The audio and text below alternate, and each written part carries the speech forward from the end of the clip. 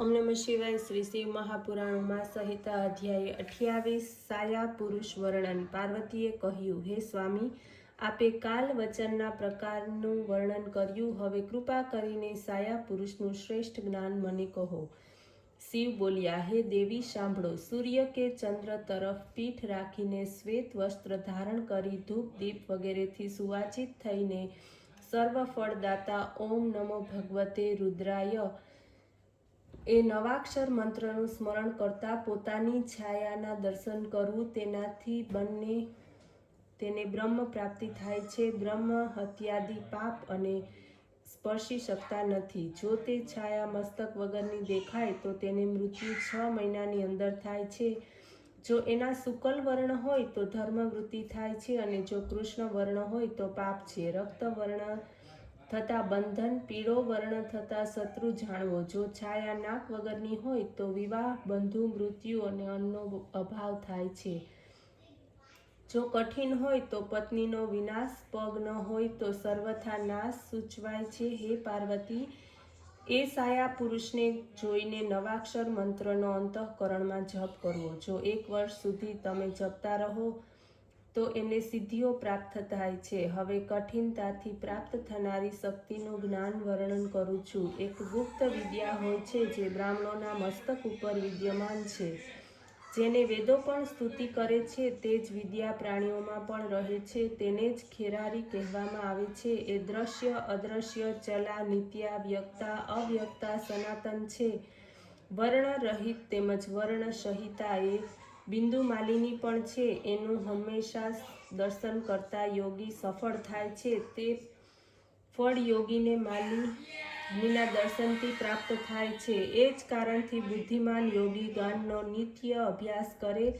અભ્યાસ દ્વારા સિદ્ધિઓ હસ્તગત થાય છે, યોગીની પણ વૃદ્ધિ થાય છે। અભ્યાસ દ્વારા જ જ્ઞાન તેમજ મોક્ષ મળે છે। સુતજી બોલ્યા, હે ઋષિઓ, શ્રી વેદ વ્યાસ પરમાર્થ વક્તા સનતકુમાર આ વચનો સાંભળીને અત્યંત પ્રસન્ન થયા, વારંવાર પ્રણામ કર્યા। એ પછી સનતકુમાર તથા મહર્ષિ વ્યાસ પોતાના ધામ તરફ ચાલ્યા ગયા।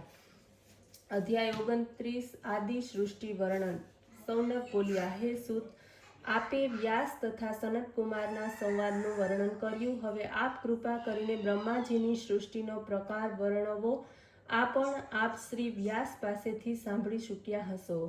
ત્યારે સૂતજી બોલ્યા, હે ઋષિઓ સાંભળો। હંમેશા સત તેમજ અસત સ્વરૂપ પ્રધાન પુરુષ પરમાત્મા જ બ્રહ્મા થઈને સૃષ્ટિને ઉત્પન્ન કરે છે। સૃષ્ટિના રચયિતા બ્રહ્મા છે, પાલન કરતા વિષ્ણુ છે, સંહાર કરતા શિવજી છે। સ્વયંભૂ ભગવાને જ્યારે સૃષ્ટિ ઉત્પન્ન કરવાની ઈચ્છા કરી ત્યારે સર્વપ્રથમ જળ ઉત્પન્ન કર્યું। જળ નરક પુત્ર છે, જળમાં સ્થાન રાખનાર નારાયણ છે। તે અંડ પહેલા જળમાં સ્થિર થયું ત્યારે તેને સુવર્ણ સમાન ક્રાંતિ થઈ।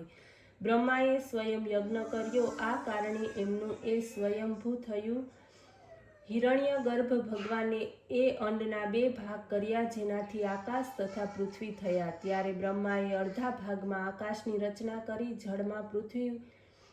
જળના ઉપર પૃથ્વીનો રચના કરી, આકાશમાં 10 દિશાઓની રચના થઈ। ત્યારે મન, વાણી, કામ, ક્રોધરૂપ રતિની રચના કરી। મરીચી, અત્રિ, અગિરા, પુલરુઈ, પુલહ, કર્તુ, વશિષ્ઠ વગેરે તેજસ્વી ઋષિ નામથી તેઓ પ્રસિદ્ધ થયા। પછી બ્રહ્માએ ક્રોધ દ્વારા રુદ્રની રચના કરી, બાદમાં વીજળી, વજ્ર, મેઘ, ઇન્દ્રધનુષ વગેરેની રચના કરી। એ પછી યજ્ઞોનો સિદ્ધિ માટે ઋગ, યજુર્વ, સામ, અથર્વ વેદની રચના કરી। એમના દ્વારા દેવ પૂજન કર્યું। વક્ષસ્થળથી પિતૃઓ, જંઘાથી માનવો અને એના નીચેથી દૈત્યો ઉત્પન્ન કર્યા। આ પ્રમાણે પ્રજાની રચના થઈ। તે છતાં પ્રજાની વૃદ્ધિ ન થઈ ત્યારે તેમણે શરીરના 2 ભાગ કર્યા, એકથી સ્ત્રી પુરુષ તથા બીજાથી પુરુષ રૂપ ઉત્પન્ન થયું। બ્રહ્માએ આ પ્રકારે સંપૂર્ણ સૃષ્ટિની રચના કરી। નર નારાયણ ભગવાનથી રચવામાં આવેલી સૃષ્ટિ પ્રજા અમૈથુન તથા આયુ કીર્તિમતી યશસ્વી થઈ। ઓમ નમઃ શિવાય।